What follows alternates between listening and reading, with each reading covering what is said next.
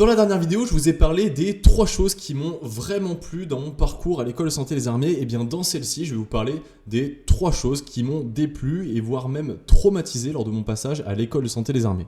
Alors si vous êtes intéressé par le fait de devenir médecin militaire ou si vous êtes juste curieux de savoir comment les études se déroulent et la vie à l'école se passe, et bien cette vidéo est faite pour vous. Alors la première chose qui m'a déplu à l'école de santé des armées, mais en même temps je m'y attendais, c'est que la première année de médecine, elle nous coupe complètement du monde extérieur. Pendant un an, de septembre à avril quasiment, on ne voit plus ses amis, sa copine ou son copain et sa famille. Alors on les voit pas plus du tout, on les voit à l'occasion de la cérémonie des épées lors du début d'année, on les voit aussi lors de la pause hivernale, donc pendant les vacances d'hiver pour Noël et pour le Nouvel An, et on les voit normalement une fois au second semestre et au premier semestre lors d'une pause, lors d'une perme. En plus de ça, moi j'étais à Lyon, mais j'ai quand même très mal vécu le fait de pas tellement avoir de rapport avec l'extérieur et d'être vraiment dans une bulle. Alors c'est hyper efficace pour bien réviser, mais quand même la famille ça manque, et moi je me dis que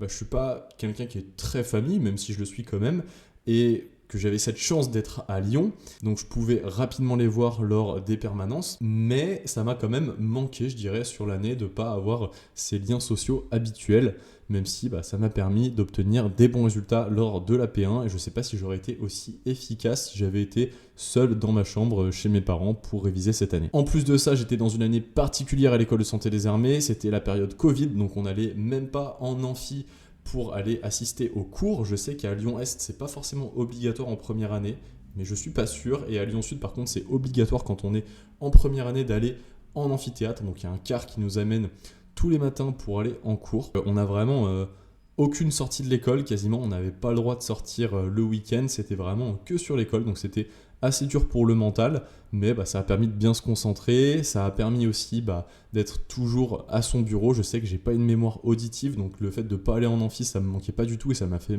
même gagner du temps. Bref, on s'attarde pas plus là-dessus. La deuxième chose qui m'a déplu dans mon expérience à l'école de santé des armées, c'est le rapport qu'il y a entre les élèves des différentes promotions.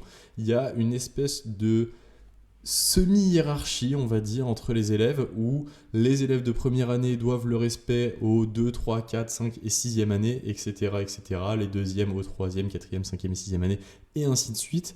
Et quand on est face à des gens qui sont entre guillemets normaux, c'est-à-dire qui ne voient pas ce rapport de force, cette hiérarchie comme un moyen d'en profiter et d'en jouer sur les autres élèves, c'est très cool, et en vrai c'est le cas de la plupart des élèves, mais il y a certains élèves qui en jouent, et du coup je trouve ça, on va dire, un peu malsain, et j'ai eu quelques mauvaises expériences à l'école pour ça. Alors c'est pas du tout ce que j'en retire après ces années à l'école, mais c'est vrai que ça a pu être désagréable à certains moments. En tout cas, ça doit pas du tout vous inquiéter, il n'y a pas de gros bizutage entre les élèves, on vit des années qui sont parfaitement normales, mais c'est quand même un des points qui m'avait un petit peu déplu, je pense, auquel je ne m'attendais pas forcément en rentrant à l'école. Et le troisième point qui m'a déplu, et c'est une des raisons pour laquelle j'ai démissionné en 4e année, c'est que quand je me suis engagé en première année, on pouvait faire le choix de spécialité qu'on voulait à la fin de la 6e année. Alors, petit point sur les choix de spécialité quand on fait les études de médecine, parce que c'est la même chose pour les militaires.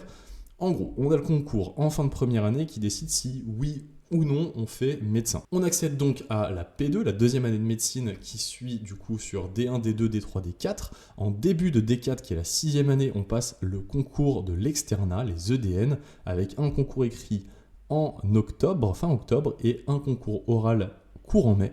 À la suite de ce concours pour la médecine militaire, on a un classement entre les différents élèves pour le choix des spécialités. Et bien, quand je me suis engagé, on pouvait choisir n'importe quelle spécialité. Alors bien sûr, il y en a certaines qui ne sont pas proposées parce qu'elles ne sont pas adaptées à l'armée, je pense notamment à la pédiatrie, évidemment. On pouvait en tout cas faire à mon époque les différentes chires et puis les différentes spécialités.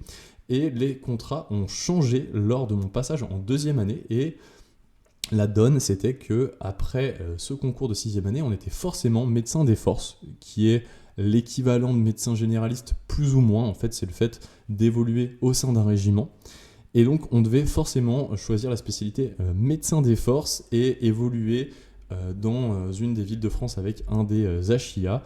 Et pour faire une spécialité, il faudrait alors faire 3 ans en tant que médecin des forces, puis passer le concours de l'assistanat, qui est un concours qu'on passe entre militaires, entre médecins militaires, avec un classement, et là, l'opportunité, au bout de 3 ans de carrière, de faire la spécialité qu'on a obtenue dans ce concours de l'assistanat. C'est donc une des raisons qui m'a poussé à quitter l'école, puisque je voulais avoir la liberté de choix de spécialité. Donc ça a été un choix difficile, et aujourd'hui, de toute façon, c'est plus tellement votre problème, parce que la donne, elle est là. Vous devez faire médecin des forces pour le moment, lors de vos 3 premières années de carrière, et ensuite vous aurez cette opportunité de faire le concours de l'assistanat pour choisir une spécialité. Donc la question ne se pose pas pour vous, mais moi c'était un des points qui m'avait un petit peu déçu quand je me suis engagé et quand j'ai appris cette nouvelle, ce changement dans le contrat qui nous a été imposé par l'armée française. Après, il faut bien être conscient que quand on s'engage en tant que militaire, on se met au service de son pays,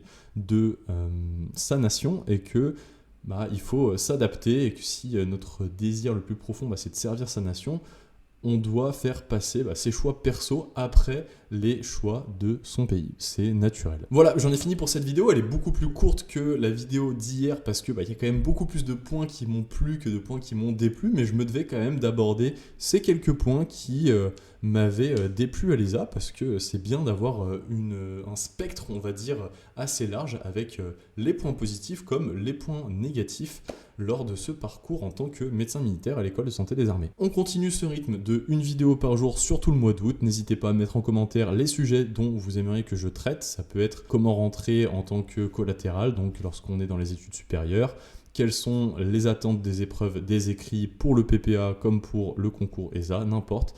Dites-moi ce que vous voulez en commentaire et je traiterai du sujet que vous me demandez.